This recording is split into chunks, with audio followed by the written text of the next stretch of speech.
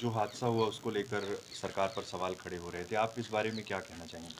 देखिए सरकार की गलती तो है। सबसे बड़ी गलती तो ये है कि जो परीक्षा सेंटर अ, स्टाफ नर्स के एग्ज़ाम का जो सतना में बनाया था पूरे संभाग का, ये बहुत बड़ी गलती है। शायद परीक्षा सेंटर जिला मुख्यालयों में होता तो ये जो स्टाफ नर्स के एग्ज़ाम देने बच्चे जा रहे थे उनकी मृत्यु नहीं होती। और फिर 7 दिन तक राष्ट्रीय राजमार्ग जाम था, प्रशासन सो रहा था क्या? तो बहुत बड़ी गलती है। फिर क्या अगर ओवरलोडिंग की बात करें बसों में, ओवरलोडिंग में क्या साल भर में अगर हम तो विधानसभा में भी स्थगन भी लगाए हैं, संभवतः 1 तारीख को चर्चा होनी चाहिए। तो क्या चेकिंग किए? तो कोई चेकिंग वगैरह तो होती नहीं है और जो कार्रवाई की भी है वो सिर्फ खाना पूर्ति है। अभी भी संबंधित थाने के थाना प्रभारी, टीआई, चौकी प्रभारी, अरे हम तो कहते हैं कि ज़िले के ज़िम्मेदार लोग ज़िम्मेदार हैं। अगर अल्ट्राटेक में कोई घटना घट जाए या अल्ट्राटेक का कोई काम हो, तो उसके लिए तो 24 घंटा सब हाजिर हैं। क्या हमारे सीधी सिंगरौली की ज़िले की जनता या प्रदेश की आम जनता की बात करें, क्या वो प्राथमिकता में नहीं है? बहुत लोड रहता है उस रोड में, लगातार माँग रहती है कि सड़क का निर्माण हो, तमाम तरह की मिसाल चीज़ें। खानापूर्ति के नाम पर कुछ लोगों पर कार्रवाई कर दी गई। क्या ये जनता के आक्रोश को शांत करने के लिए किया गया था? देखिए जनता तो आक्रोशित थी, कई जगह लोगों ने चेक भी फेंक दिया, वो तो वायरल नहीं होता है क्योंकि सरकार की नेगेटिव खबर तो बाहर जाएगी नहीं।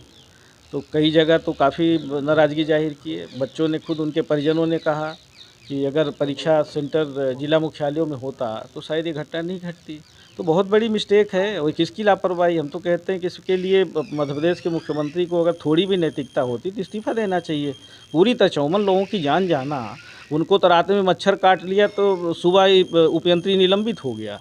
ई को 2 इंक्रीमेंट रोक दिया गया। तो ये तो अंतर है ना कि जनता की जान चली जाए, उसके लिए खाना पूर्ति। कि मुख्यमंत्री जी हों या अधिकारी कर्मचारी हों, कोई भी जनप्रतिनिधि हो, हम सब कोई जनता के लिए तो हैं। तो जब जनता के ऊपर कोई कठिनाई आती है, परेशानी आती है, उनकी जान चली जाए तो उसकी ज़िम्मेदारी कौन लेगा? तो ज़िम्मेदार लोगों को इस तरह का निर्वहन नहीं करना चाहिए। नैतिक ज़िम्मेदारी, अब वो ज़माना चला गया नैतिकता की, तो इनसे बात ही नहीं कर सकते। ये तो झूठ फरेब बोलने में माहिर हैं, बोलेंगे कुछ और करेंगे कुछ और। तो इनसे पार पाना तो बड़ा मुश्किल काम है। अभी जनता जनार्दन जो है यही चुनती भी है, यही गिराती भी है। बीजेपी विधायक केदारनाथ शुक्ला ने कहा है कि सीधी का प्रतिनिधित्व उनकी ही सरकार में, और साफ तौर पे कहा है कि कांग्रेस, जब भी सरकार कांग्रेस की बनती है तो सीधी का प्रतिनिधित्व रहता है। देखिए कांग्रेस पार्टी की अपनी प्राथमिकता होती है। आदिवासी बहुल जिला है, सीधी हो, शहडोल हो, रीवा संभाग, रीवा से भी प्रतिनिधित्व किया है। हर जगह का समन्वय बनाने का काम करते हैं। पर भाजपा खरीद फरोख्त वाली सरकार बनाई है, तो पहली बार वाले विधायक को जिन्होंने सरकार बनाई है, उनको मंत्री बनाएंगे कि इनको बनाएंगे? और फिर कई लोग हैं ऐसे, एक ही क्यों, कई लोग हैं। उधर कुंवर सिंह टेकाम भी हैं आदिवासी नेता, तो राम लल्लू बैस भी बनना चाहते हैं, तो शरतेंदु भी बनना चाहते हैं। इधर आपके नागेंद्र सिंह गुड़ भी बनना चाहते हैं, तो उधर राजेंद्र शुक्ला जी वरिष्ठ हैं ही, लाइन में लगे हुए हैं काफ़ी समय से। फिर सतना ज़िले में जाइए तो सतना ज़िले में भी पूर्व मंत्री, सांसद रहे, वर्तमान विधायक नागेंद्र सिंह जी है। तो काफ़ी लंबी फहरिस्त है।